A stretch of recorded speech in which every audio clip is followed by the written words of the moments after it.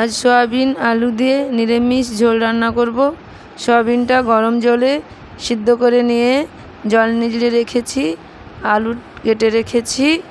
একটি প্লেটে 1 চামচ পোস্ত, 1 চামচ চালমগজ, কয়েকটা কাজু নিয়ে শিলে বেটে নেব।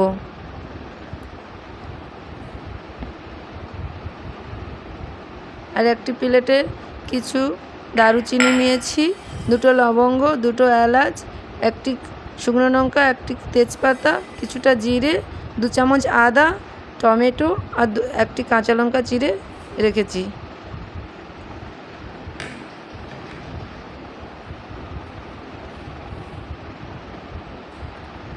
তেল গরম করে আলুটা লাল লাল করে একটু ভেজে নেব।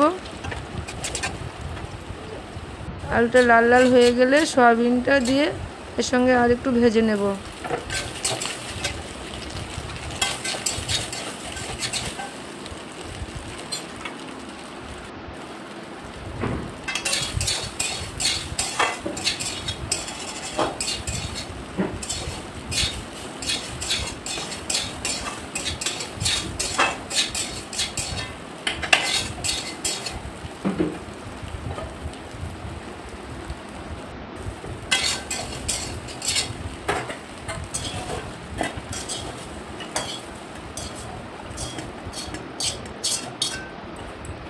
তেল গরম করে গোটা ফোড়নগুলো তেলের মধ্যে দিয়ে দেব।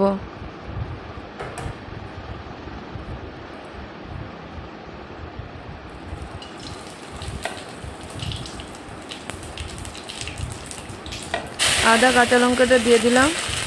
একটু তেল ছাড়া করে আদাটা নেড়ে টমেটোগুলো দিয়ে দেব। তেল ছাড়া করে আদাটাকে ভেজে টমেটোগুলো দিয়ে দিয়েছি।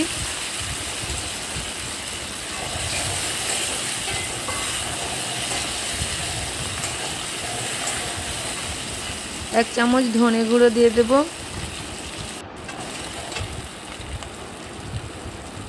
1 চামচ জিরে গুঁড়ো দিয়ে দেব।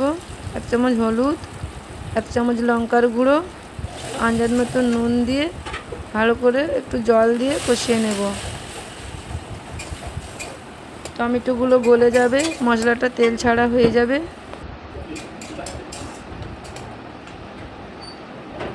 কাজু, চালমগজ, পোস্ত বাটাটা এর মধ্যে দিয়ে দিচ্ছি। দিয়ে এটাকেও লাল করে একটু ভেজে নিতে হবে।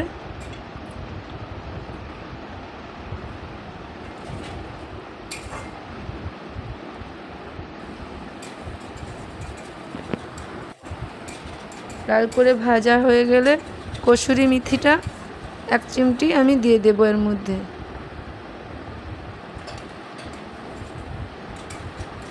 কসুরি মেথি দিয়ে একটু নাড়াচাড়া করে সয়াবিন আলুটা এর মধ্যে দিয়ে দেব।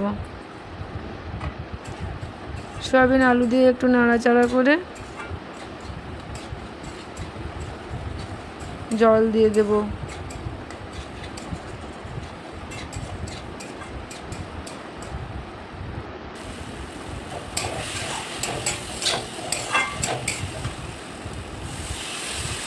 জল দিয়ে দিচ্ছি।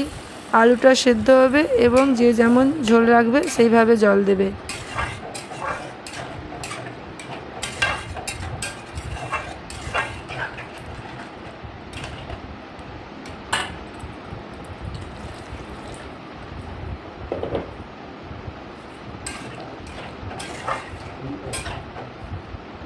ঢাকনা দিয়ে আলুগুলো সেদ্ধ করে নেব।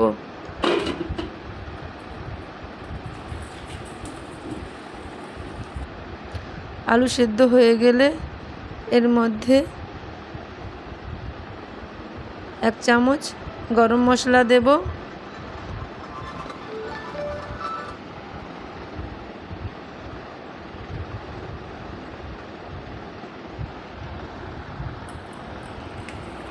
একটু চিনি দিয়েছি।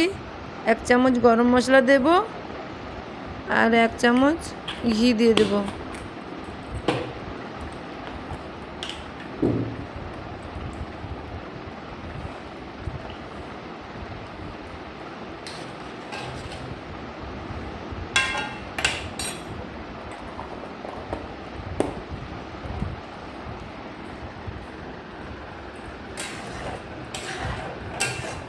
সয়াবিন রান্না কমপ্লিট হয়ে গেছে।